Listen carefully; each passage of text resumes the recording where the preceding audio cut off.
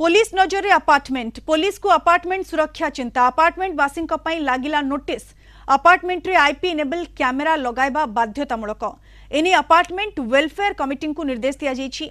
सहर रे भिन्न भिन्न अपराधी बुलुछंती अपार्टमेंट रे घटुथिबा अपराध रोकिबा पई एही नोटिस जारी करा जायछि। एहा सह सीसीटीवी तथ्य पुलिस को देबा पई मध्य नोटिस रे उल्लेख करा जायछि।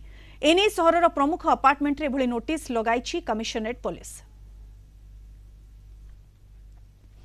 अधिक सूचना सीधा सड़क आम सहित जोड़ी होती भुवनेश्वर रिपोर्टर तापस परिड़ा। तापस, अपार्टमेंट रो सुरक्षा चिंता वर्तमान पुलिस घारी इभली गोटे नोटिस जारी कराई निर्देशनामा जारी कराई सब आईपी इनेबल कैमेरा लागिबो अपार्टमेंट रे लागिबो कहीं निष्पत्ति और ये अपराध को रोकबार किभली भाव में सक्षम होबो बोली कमिशनरेट पुलिस भाबुछि। तापस,